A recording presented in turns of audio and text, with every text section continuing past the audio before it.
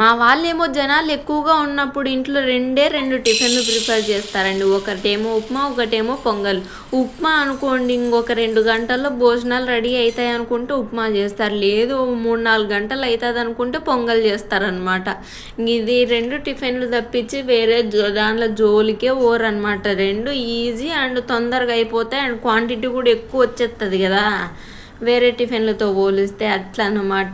ఇంకా నేను చేసే పొంగల్ చాలా సింపుల్ అండి. కొంచెం ఆయిల్ తీసుకొని జీలకర్ర, మిరియాల పొడి, కొంతమంది చెల్లెలు కామెంట్ చేయొచ్చు అప్ప మీరు కరివేపాకు వేసుకోవాలి, పచ్చిమిర్చి వేసుకోవాలి, జీడిపప్పు వేసుకోవాలి అంటే, మేము జీడిపప్పు ఎట్లా వాడతామంటే అండి, ఉన్నప్పుడు కాదు లేనప్పుడు సంక్రాంతి చేస్తామన్నమాట. ఉన్నప్పుడేమో అసలు నెయ్యిలో వేయించుకొని ఉప్పు కారం వేసుకొని తింటామన్నమాట. లేనప్పుడు శాంతం ఊరికే కూర్చొని ఉంటాము. మళ్ళీ డిమార్ట్కి ఎప్పుడు ఒకసారి పోతే అప్పుడు తెస్తామన్నమాట. అట్లుంటుంది మా జీడిపప్పు కథ.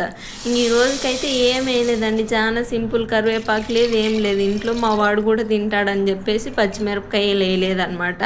ఇంకా అంతే, పొంగల్ రెడీ అయింది. దీంట్లోకి ఏమో మన స్టైల్లో పల్లీ చట్నీ చేసి ఇంకా పెట్టాను మా ఆయనకి. మా ఆయన అయితే తినేసి హ్యాపీగా ఆఫీస్కి వెళ్ళిపోయాడు. మేము కూడా తిన్నాం. మీరు అట్లే చాలా మంది మన వీడియోస్ చూస్తున్నారు కానీ లైక్ చేయట్లేదు, సబ్స్క్రైబ్ చేయట్లేదు అబ్బా. ఒకవేళ నచ్చితే మన ఛానల్ కొంచెం సబ్స్క్రైబ్ చేసి సపోర్ట్ చేయరు.